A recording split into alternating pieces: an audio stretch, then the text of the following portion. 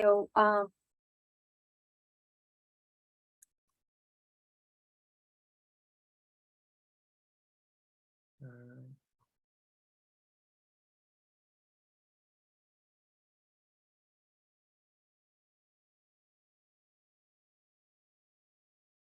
right, can y'all see my screen? Yes, thank you. Perfect. Let's move this over here.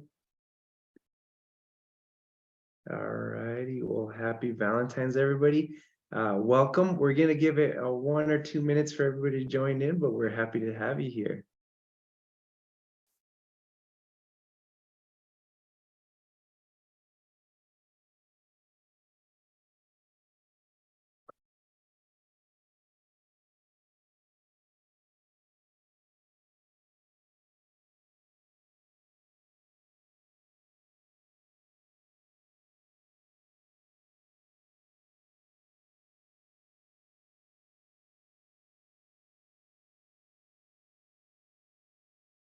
For those of you who are just joining, welcome you.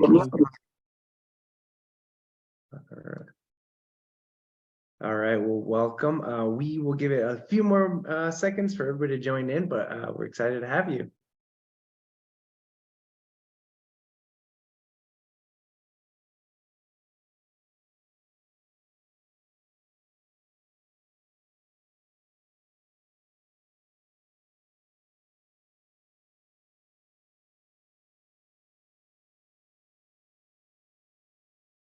All right, hello and happy Valentine's Day. We appreciate you joining us on such a special day and sending lots of love your way. My name is Mario Munoz and I'm the outreach coordinator for the Women in Mining Arizona chapter involved in education outreach. First, we'd like to say welcome and a big thank you for joining us on this talk about psychological safety in mining. Before we get started, we want to give you a brief introduction to our organization and why we're hosting these talks. The Women in Mining Arizona chapter, WIMAZ, is a nonprofit organization with 5 objectives, one of which is to educate our members and the public on technology, economic, regulatory, and other mining-related topics. This monthly dig-in webinar is a part of our efforts to meet this commitment. We also have 2 special announcements. First, the Women Arizona chapter is hosting the national conference this April 12th through 15th. It will be held at the Tucson Convention Center. The conference includes a volunteer outreach day, jam-packed conference day with roundtable discussions, networking, panels, and professional development, and even field trips. You can scan the QR code and we will be happy to provide a link to the conference website in the chat in a little bit. We would like to also invite our members to come and volunteer for education outreach. There are several opportunities where you can get involved and give back to your community. Our next events are on March 4th and 5th for the Tucson Festival of Books, March 11th for the Southern Arizona Research Science and Engineering Foundation STEM Expo, April 12th for the Girls Experience Mining Day, and April 19th at the Mining Day at the Arizona Capitol. No experiences required. We provide orientation and outreach materials for all new volunteers and encourage all of y'all to get involved and give it your personal touch. We'd also like to thank our Arizona Platinum sponsor, Freeport-McMoRan, for making these talks possible. Now I'll turn it over to Melissa, who's going to introduce our speaker.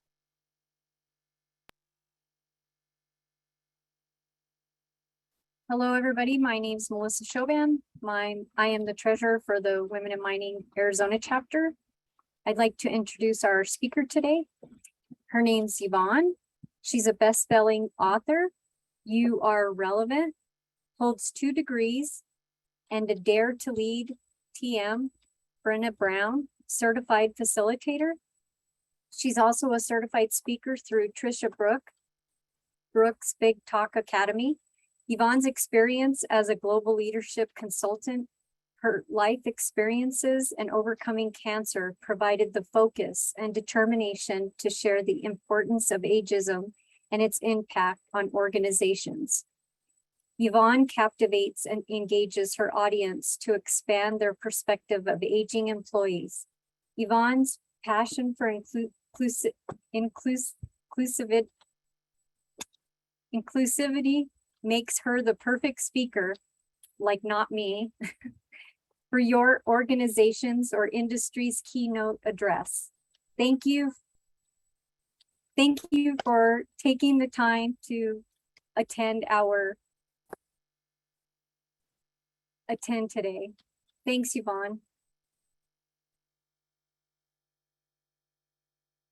Oh, Yvonne, you are muted. Okay. Give it one more try. There we go. Okay, thank you. Excellent. All right, thank you so much for that lovely introduction, Melissa. I think I can share my screen. We're just going to go here and then go here. Can I just verify with Mario? Can you see Yes, this? it looks good. Thank you. All right. Thank you so much for this privilege of having a conversation today with you about psychological safety and how it lives within diversity, equity, and inclusion. So on our agenda today, we're going to look at 4 key things and then have a question and answer. So the first thing we want to do is define psychological safety, because how we define it, like so many things, gives us the impetus and the opportunity to ensure that we're talking about the same thing. The second thing is that we want to look at the 4 quadrants of psychological safety. And then there's 5 principles of inclusiveness. And so how do these things all fit together? And then, because I'm a firm believer that people should walk away and be able to do something immediately, not, read a whole book or, think about something and how do I apply that? I think it's cool. At the very end of this, you're going to receive, if you wish, a document. It's 11 pages. And it's about diversity, equity, inclusion, and psychological safety. And it gives you the exercises that I'm going to walk you through, and you can do them at any point in your career. So with that in mind, here we go. Interestingly, when we talk about psychological safety, we must begin in 1788. So in 1788, imagine you're in what was called England, now the United Kingdom, and you're part of a large group that's migrating to London. And what's making London very exciting right now is the growth in the textile industry and manufacturing. Except that the way that that's all happening is that it's got huge, massive fires that are burning in chimneys, and those chimneys need to be swept. And so the way that organizations did this is they would hire a chimney sweep. Well, actually what they did was hire a company that was a chimney sweep company. And they in turn would take children as young as 4 years old and drop them into the chimney because the chimneys were narrow. And so those children would be forced to sweep that chimney all the way down. So the British Parliament came to a point where they decided this was rather untenable to have 4-year-olds being dropped into chimneys day after day after day, working as many as 12, 14 hours. So they introduced the Chimney Sweepers Law. And the Chimney Sweepers Law came the construct of care of duty. And so what that means is we, as employers, as team leaders, team members, C-suite, we have a duty to care for our team members. And what that in turn means is that we need to create safer working environments. So one of the things in this duty of care that happened nearly right away, and especially in the past 125 years, is this construct. First, we began with physical safety. And so I'm sure many of you have seen this in some format at your mine site. We certainly had it pasted all over the mine site that I worked at in Saskatchewan, small little town, Esterhazy, Saskatchewan, for potash mines. And so, you know, the first thing we try to do is eliminate the hazard. Then we do a workaround, a substitute, or we engineer control. And then we have administrative control. That's why we have process, policy, procedure, endless lists like that. And finally, you know, we say, please, please, please use your PPE, your personal protective equipment properly. Use it well. And you will notice in all those things, in as much as the care for people is there, the piece that's missing is the psychological side of this. And the psychological side of this is our mental health, our well-being, our ability to be part of a team and feel safe, not only because of the hierarchy of controls, also because of, you know, my safety as a learner, my safety and being included in things, or being able to challenge things or ask questions, or to collaborate, which is really the top end of what we might call psychological safety.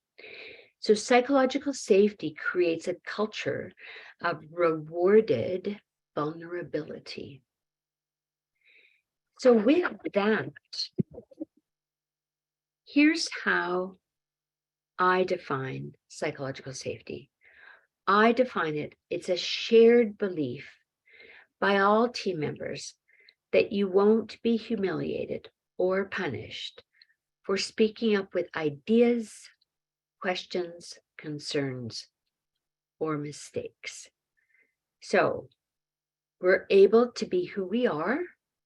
We're able to speak our perspective, regardless of the situation, thoughtfully, respectfully, without being sidelined, without being marginalized, without being shut down, without receiving the silent treatment, without feeling like we're being bullied. So it's our opportunity to truly be safe. And we are safe both in terms of our hierarchy of things that we can control at any mining job site, and we are safe as a member of the team, the organization, and very often the entire joint venture. So that's a great belief, except let's look at where these, oops, wrong button. How does this connect with diversity, inclusion, and equity? So diversity is how all of us differ. We differ in so many, many different ways. However, that's fundamentally what diversity is. You and I are all different in some way from each other. And then equity is the fair treatment for, or access, or opportunity, or advancement for everybody. There's no invisible barriers that we can't see. There are no glass ceilings that we have to break through that we've heard about. Your identity does not predict the outcome. That lives in equity. In inclusion, that's where we have a voice. Everyone has a voice, and those who own authority in an organization, they value and honor all of our voices. That does not mean that we necessarily all have the same say. It simply means that we have the opportunity to use our voices and know that we continue to be included. So when diversity, equity, and inclusion all overlap, when they all truly overlap, we are most likely in a psychologically safe environment. So I think one of the things for me is that as I consider this topic, and when I speak about it, or when I implement programs for organizations, when employees who exhibit, they feel like their whole selves, they can come in and know that their race, their ethnicity, their gender, their sexual orientation, their background, their family status, and any other part of their identity is accepted without judgment. It's a big ask, and yet it's not an unreasonable ask. Who you are is worthy. Who you are is worthy. And so we allow and enable ourselves to celebrate and value our various diverse approaches, our diverse beings in a psychologically safe environment. So here comes kind of, this is a really long slide. I acknowledge that this is one. And I just want to talk to you about why it's so important. Because it's one thing to say, you know, psychological safety is where I feel safe to say what I want to say without ramifications or implications to my career, to my ability to move forward, to my interaction with clients. So psychological safety probably started in the literature in about 1965. The woman who really put it on the map with her TED Talk, and I encourage you to look this up, is Amy Edmondson. And so the other author who I believe is exceptional at this is Timothy Clark.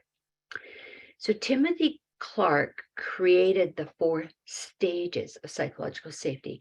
And once we understand the stages, we actually understand that in as much as this picture is a straight line, we know work on a project, we know a team is not a straight line. We know that there's ups, downs, arounds, loops, circular, start again, revive, you know, go back to the beginning, shoot up and continue.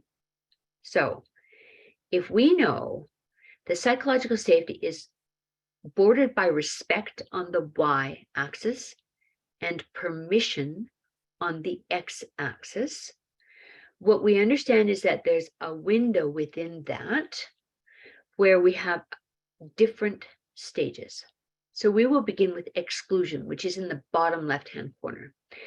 Now, exclusion is not the exclusion you may have jumped to a conclusion about. It is the beginning of a team or the beginning of a project, or you joining a team when you first get transferred to a new part of the organization. You're not necessarily willfully excluded. You just haven't learned what the team norms are yet. You may not yet have learned or understood how you all work together. So it's a process before you shift into inclusion safety. So you can see it's a bit of a threshold. The line is a bit thicker. It takes a little while to get to know you and for you to get to know your colleagues or your team members or those you report to now. And so once that starts to fall into place, you slip into inclusion safety. And this means in inclusion safety, we feel, these are feelings, and we're included, we're accepted, we're valued, we are appreciated. We have a strong sense of belonging and connection. And this element is really verified by the work that's done by a company called McKinsey & Co. Some of you may have come across them before, and they're a big consulting organization worldwide. And Amy Edmondson works with them, often very closely, as does Timothy Clark, in terms of collecting hard data that we can actually talk about and connect the dots to psychological safety. And that's really critical, because often what we want to be able to do is we want to be able to be authentic. If we cannot be authentic, we will find it is expensive to be ourselves. So I want you to think about that. Have you ever been in a social situation or a work meeting where it's expensive to be yourself? I have. I have been in meetings where, for me, when I spoke up, I was on the receiving end of bullying comments. And very often it was because I was the only woman in the room. I was the only female VP. And sometimes, not very often, sometimes one or two of my colleagues felt that that chair should not be mine. And they did not in any way create this inclusion safety. And so it was expensive for me sometimes to be who I was. So if we have inclusion safety in a team or in a work environment or with a client, we shift, we move into learner safety. And this is when we have the opportunity to engage in vulnerability associated with learning. So asking questions, no stupid questions. Asking someone to repeat a process so we really find that it's ingrained. Asking someone like, can I try it this way because I think it might be more effective without receiving a hammer blow. So in essence, what happens here is that learner, your vulnerability, it is rewarded, it is not punished. And that then, when you have that kind of environment, it's quite easy to slip into contributor safety. So we know for sure that to be included, we've worked our way onto the team. Our team works well together.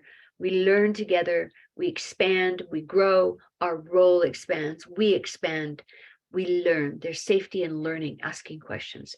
Contributor safety, it's where you begin to really make a meaningful contribution.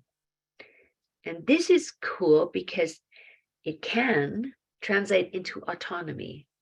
You require less coaching. You require less supervision, which is very often valued. And there's a deep need for us as humans to show and to find meaning and purpose in our work. When we find meaning and purpose in our work, it's easy to get up in the morning. We believe that we are contributing something valuable to the organization, to our team, to the project, to the mine, to the company, to our colleagues, and to ourselves. And now you can see there's a bit of a barrier to the next part again. And this is challenger safety. So I want to talk a little bit before I talk about challenger safety about that thicker line, because this is an innovation threshold. So organizations that survive and thrive are also innovators. That does not mean you constantly innovate the work every single day.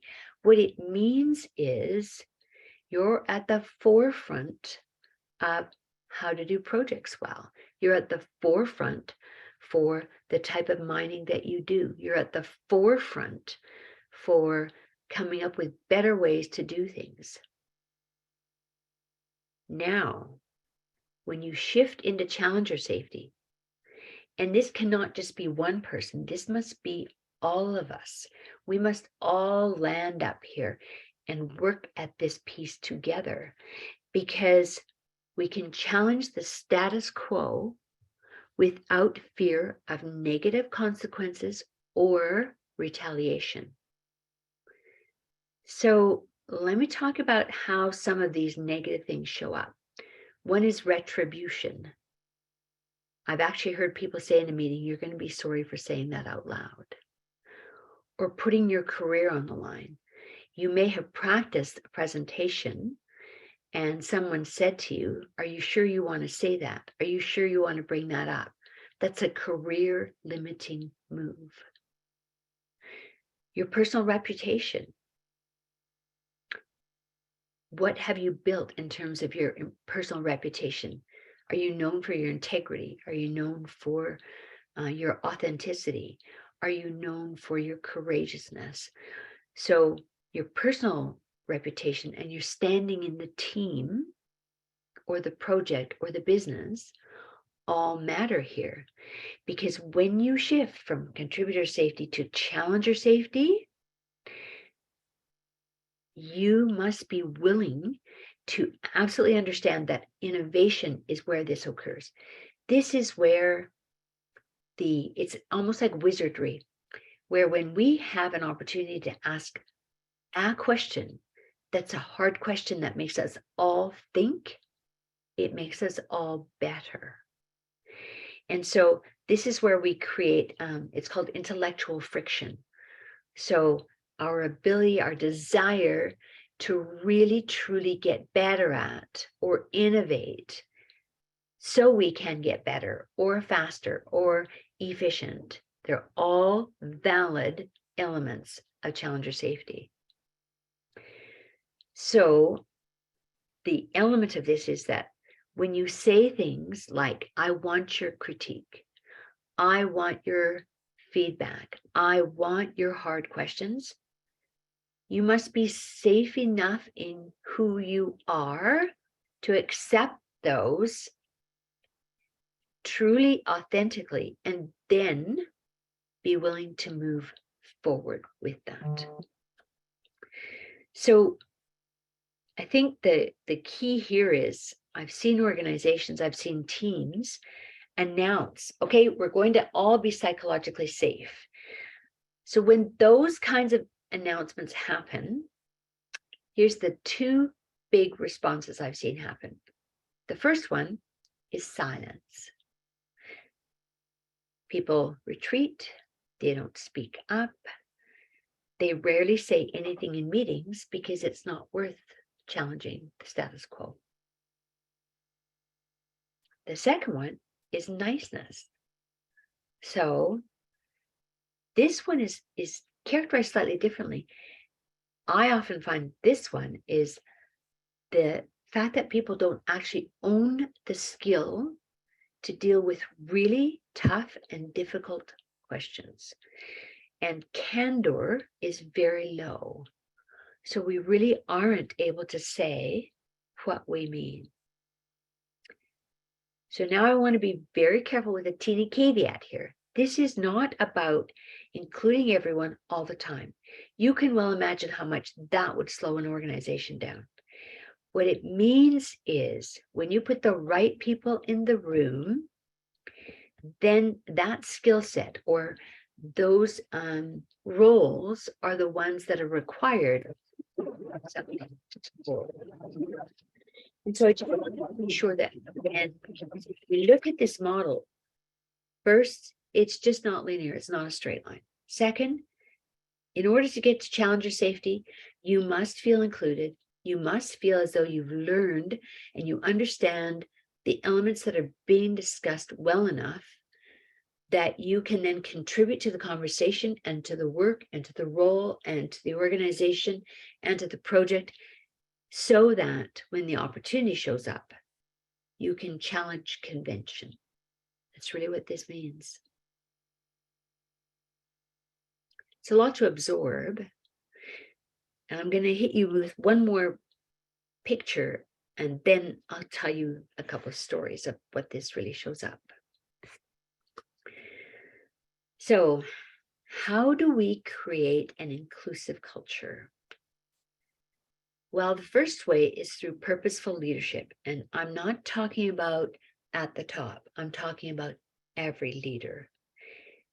Every leader chooses to acknowledge and welcome diversity, to have equity in how they operate, and to be inclusive. That's what you purposefully design your leadership, your personal leadership that way. Personal change is another part of an inclusive culture. And this is a change in mindset. So we all have blind spots. I'm not sure if you've heard of something called Johari's window.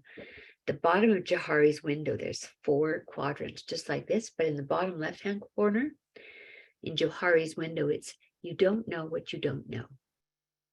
So sometimes when someone tells you something, it's because you don't see it yourself. It's your blind spot. And personal change requires that we allow others to share our blind spots with us. And then we have systemic alignment. And this is a little bit back to that slide where I said, there's the upside down triangle, and the very bottom of the triangle is PPE, personal protective equipment. And we set up systems, processes, so that we can repeat time after time, day after day, environments where people are safe.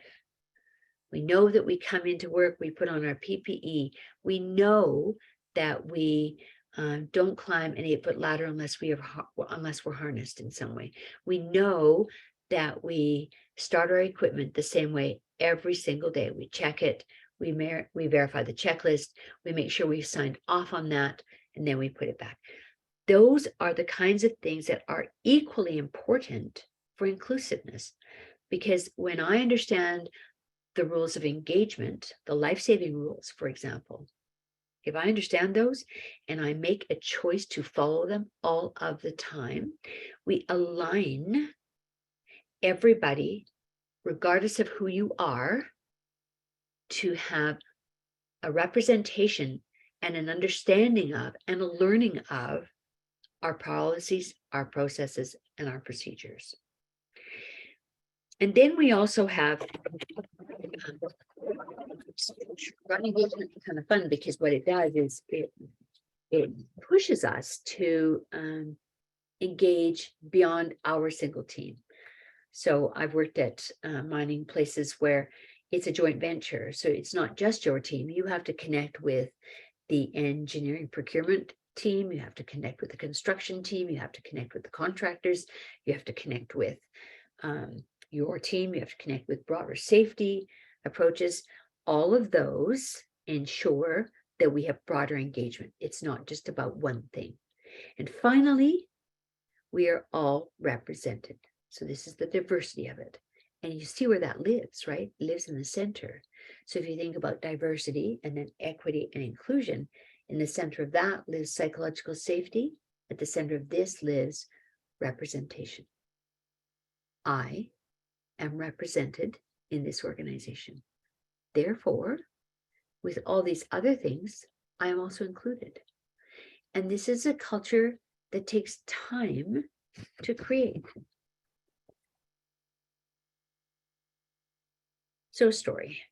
Here I am at, I think this was, we just were underneath what's called the Slurry River. So you can see behind me the all the fencing and all the posts where we could tap into the wall. And the Slurry River was a part as we were down. So I was just over 3,200 meters into the earth at where this photo was taken. Slurry River runs for about a 1/4 mile thickness, and it's all tar and it's all dark and black. And so we had to get through that to get to here. So that's the picture. The first story that I have for you, though, was I was part of an organization. I was actually a consultant to an organization for many, many years, and I was asked to join a specific team. The president of this element of the organization came and he brought together 3 employees. So 3 employees, himself and 2 others, and 3 external contractors. And we started to create what the new initiative would look like and what it was what it would offer. So that was inclusion safety. The first meeting we had occurred over 4 days. We learned about the audience, the needs, what the organization wanted, what the senior leaders wanted, what the middle leadership wanted. And so what needed to be developed, what was the priority. So we very quickly moved into learner safety. And then we each worked on what was our top 3 key areas where we felt we could contribute. We identified those so we could contribute and still comment and link to the other groups. So there was one group that was specifically amazing at doing project management and helping project managers, project directors become better. My ballpark was leadership throughout the organization, executive down to individual contributor. And this particular leader, he was so swift at moving us into challenger safety. over and over and over again, we worked on what's good about this. Why is this valid? What could we do that might be even better? How could we convey this in a different way? So over and over again, this team grew. So what happened? Over 3 years, our team stayed together. Didn't matter if you were a contractor or if you were paid by the organization, you were treated exactly the same way. The programs we developed and facilitated impacted over 50,000 people. Retention improved significantly. The FTSE stock price went up by 13.5% over 3 years. Leaders took ownership for their teams, and we could measure a greater inclusiveness within a diverse culture. So, very good news story, database for how psychological safety matters, and it actually impacts the outcomes of an organization. So I want to talk to you about another story. So I'm going to place in this particular picture. And because I was in the role of people, the top people role, shortly after I arrived, there were stories of harassment that filtered through to me, and they were directly from the employees. I actually went to court to try and defend the organization against harassment claims from previous employees. We lost every single case, legitimately.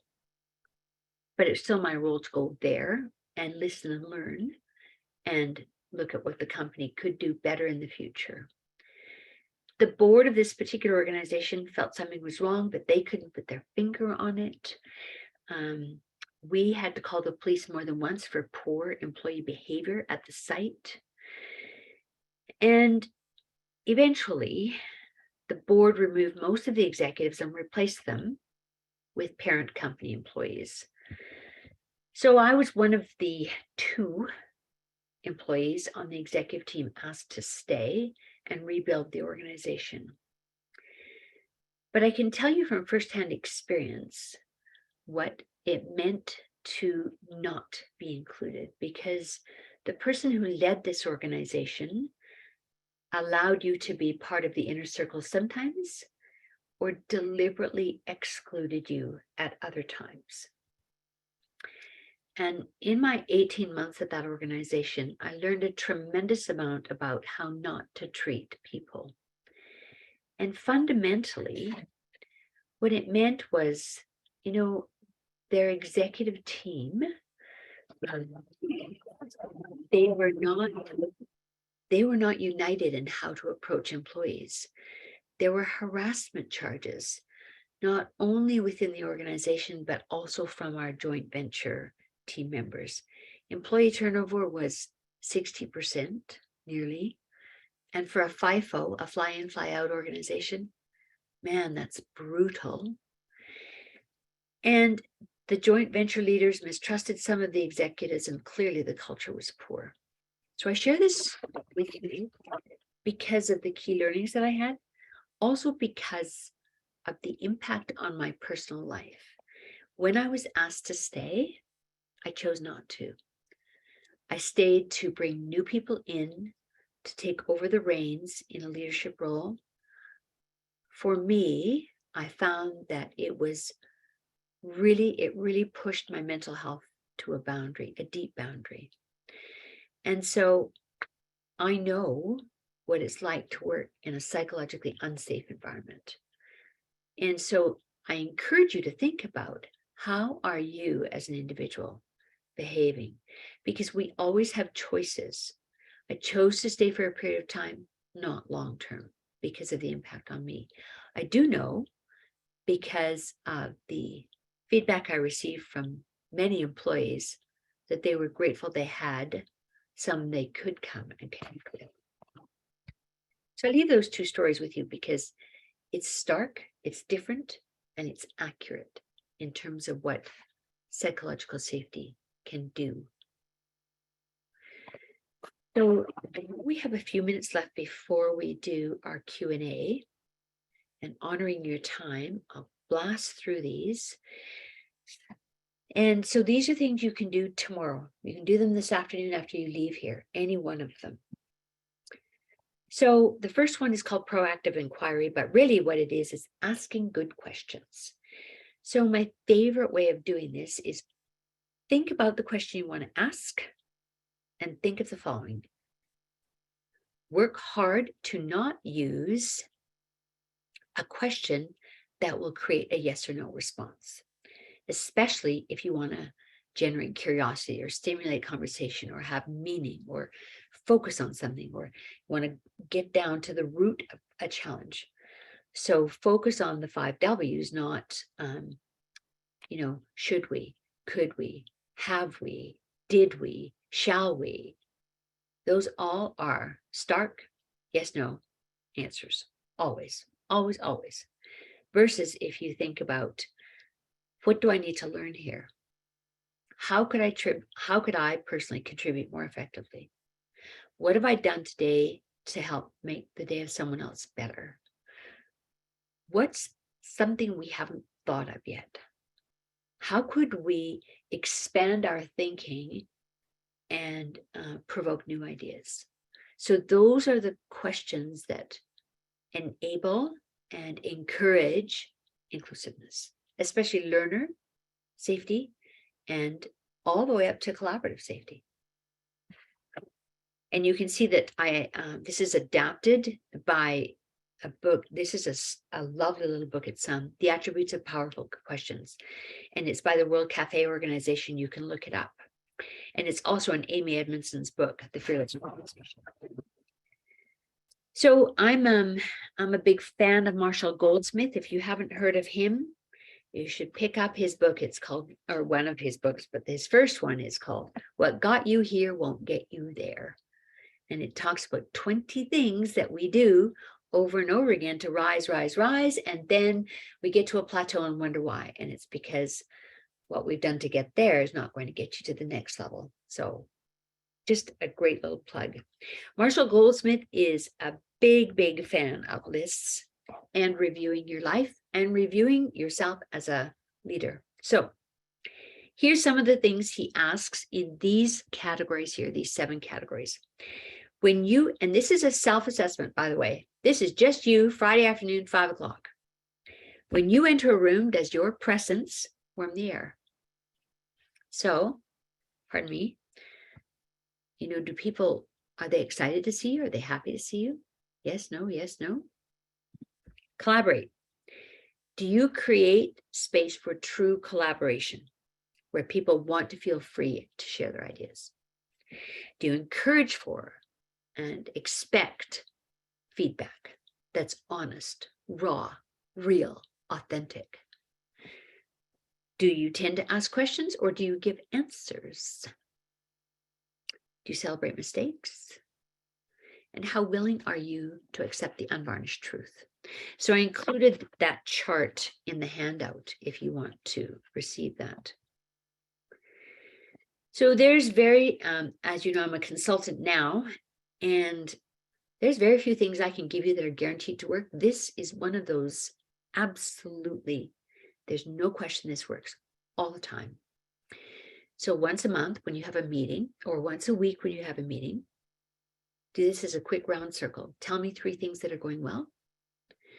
What are 2 things that consistently challenge us, stop us, prevent us from moving forward on our team, on our project? And if we could make one change that would make something better, what would it be? So my last role was as a vice president of HS&E, Health, Safety, and Environment, at a shipyard, a very large shipyard. And we got to that last question with the team. And I remember the first time I asked that, I said, so if we could just make one change this week that's going to make all our lives better. I got silence and I thought, this is a good question. And finally, my safety manager just kind of looked at me and said, nobody ever makes a change anyways. So there you go. That's how much safety there was in that team. So I said, okay, Enzo, you spoke up. You tell me, what's the one change? And he named it. And by golly, we all worked on that change that week. So don't do these things unless you're going to do something about it, because it will make no difference. None whatsoever. However, 3, 2, 1, 3 things that are going well, 2 things we come up against. What's the one thing we can do that would make it better? 3, 2, 1. It's kind of easy peasy. This one takes a little bit longer. It's the 4 P's of belonging. So it takes a little bit of time to do this, and it works really, really well. It's just, I want to say to you, take 2 hours and only pick one quadrant. So please, please, please do not pick every quadrant every time you do this. So give everybody a sticky note like this and say, today we're going to talk about power. So on a scale of 1 to 10, 1 being poor and 10 being amazingly awesome, I want you to rate how you feel about the power you have on our team, your personal power. So people will write a number, post it on there, and then we have a discussion. And the discussion is often comes out with some real pearls. So I wrote down a few that helped me a great deal when people wrote them up there. So power was, I love getting my work order every day so that I know exactly what I need to do. That was personal power for that one. My boss checks in with me, my lead hand to be precise, and it's cool because I can tell him anything. Great, another good one. Here's one that was less than great. I'm dogged all day by my lead hand. Can't stand it. Okay, thank you for the feedback. How can you make this different? How can I help you make this different? And so those are the questions, because if we feel like we belong, we have our own sense of power, and somebody who has authority is willing to help us with our own power, we feel included. So that's how this one works. I'll give you a quick one on place. So I asked this question when I was working in the mines in Saskatchewan, northern Saskatchewan this time. I went out to a mine, and so I said, okay, we're going to do a quick exercise on place. Tell me on a scale of 1 to 10, 10 being absolutely awesome, 1 being, oh my word, it's dreadful. Tell me something about this place that you work at, this camp. Tell me about it. So I got 1, 1, 2, 2, 3, 3. I think the highest number we got that day was a 4. So here's fundamentally what it was. It was, can we please do something about the food at the camp? Our lunchrooms are pigsties. So those are things we can control. So I went with a colleague of mine, the gentleman who was the head of safety, and we spent 3 nights at the actual camp to experience it first. So first of all, they felt heard.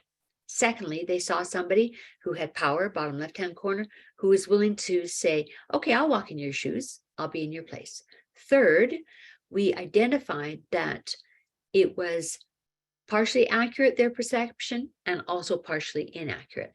And we were able to have a discussion and find a better way for better food, and also keeping lunchrooms clean. So, you can make these things work. The key for this is, as I feel I belong, my psychological safety goes up.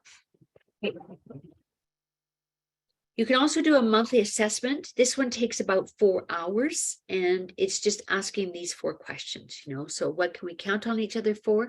What's our purpose? What's the reputation we want to have? And what do we need to do? Because the very final elements of this. Here's a summary. Psychological safety is at the heart of an inclusive environment and an inclusive culture. And that means you need time. Don't start, pull the plant up by its roots, and then try and stuff it back in the earth. You need time. You need commitment from yourself as a self-leader, you need commitment from your leadership. There's a desire, a need for strong communication, and we need to develop our leaders. We do not need to do piles and piles and piles and piles of new training. That's not what I'm saying. What I'm saying is we need to give some skills to the leaders as they show their ability to work in a psychologically safe environment. And everybody can promote psychological safety. Every individual contributor can promote safety. So, what questions do you have before we go to the last slide?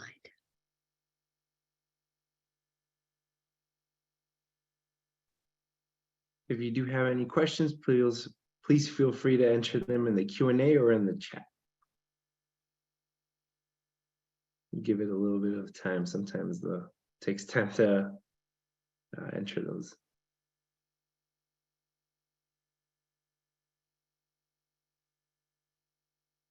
So Angela asked, what does the process sequence usually look like for psychological safety to build on itself within a team? ProSci? Is that what you're talking about? The process or sequence, what does it usually look like? So if you want to build it on your own team, Angela, it starts with the construct of that ladder where do a check around your team. Is anyone feeling excluded that you can see? Do you feel excluded? So you need to start way back here. I'm just going to pop back so you can see this one more time. This one. It starts with, honestly, a self-assessment. Start here. Am I included? Am I excluded? Do I personally work at including new team members? Do I go over and say hello? Do I connect with new team members? And then shifting through. So the process takes time because you need to get to know each other. You need to be able to get into that inclusion safety where you are worthy for who you are. And that means enabling everyone in a meeting to speak their piece. It means asking questions like, how will this make us better? What other thoughts do we have about this? How do we know that this might be successful? If we could point a hole into this project plan, what would the hole be? How are we making sure that we meet our commitments every single week? It's questions, questions, questions. Does that answer your question?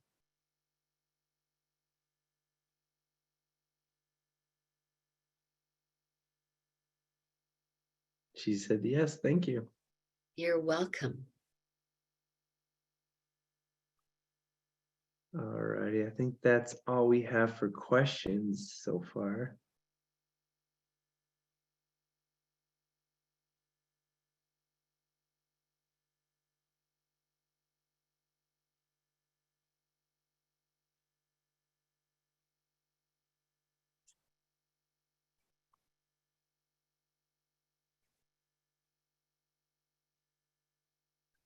And of course, we shared Yvonne's information, and you can always contact her. There you go. We will go ahead and share those links as well. I've entered in the chat, but we'll share them again. And then there is that PDF that Yvonne so generously developed, and that link will be shared. And you can take that on ways to implement psychological safety and belonging. And again, the link will be shared. It already has been, but we'll share it again. Mandy says, this was awesome. Thank you for sharing. Oh, thank you so much, Mandy. I appreciate that. That's very kind. All righty. Well, Yvonne, if you could stop sharing your screen so I can wrap the webinar off.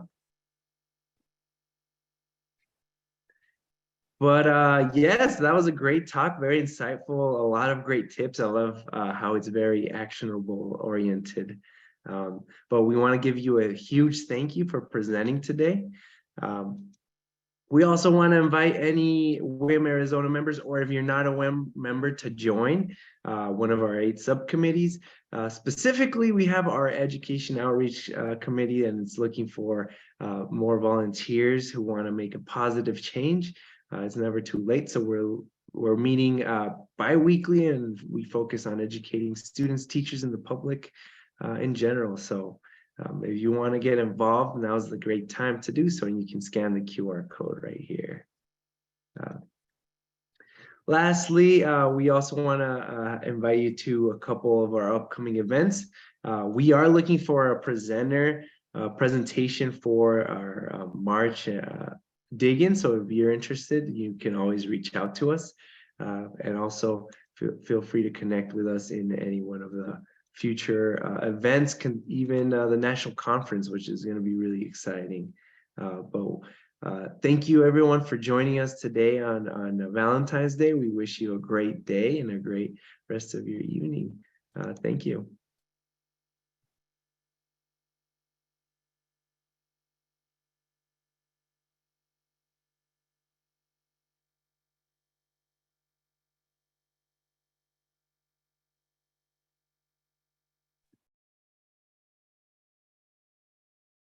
Well, Yvonne, again, thank you so much for presenting. We really appreciate it. It was an honor. Thank you so much. I hope it met your needs and the needs of the Absolutely. audience. Mm-hmm. So I do have one question for you that surfaced right at the very beginning. I see that the WIM Arizona conference is, Mm-hmm. or the WIM